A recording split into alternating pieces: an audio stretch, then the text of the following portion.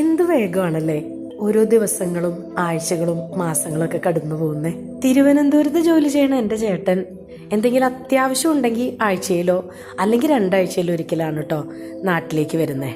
വന്നു കഴിഞ്ഞാൽ എന്തെങ്കിലും അത്യാവശ്യമുള്ള യാത്രകളും ഇടവകപ്പള്ളിയിൽ ഒരു കുർബാനയും പറമ്പിലെ കുറച്ച് പണിയും ചെയ്ത് കഴിയുമ്പോഴേക്കും 2 ദിവസം ഏത് വഴിക്ക് പോകണം എന്നുള്ളത് അറിയാൻ പറ്റില്ല കേട്ടോ. തിങ്കളാഴ്ച രാവിലെ ആകുമ്പോഴേക്കും ചേട്ടൻ തിരിച്ചു പോകും. ഇന്ന് വെളുപ്പിന് പോണതിന് പകരം ഉച്ചയ്ക്കാണ് പോയതെന്ന് മാത്രം. പോണ സമയത്ത് പറമ്പിലുള്ള എന്തെങ്കിലും സാധനങ്ങൾ കൊണ്ടുപോകാൻ പറ്റണതാണെങ്കിൽ ചേട്ടൻ കൊണ്ടുപോകും.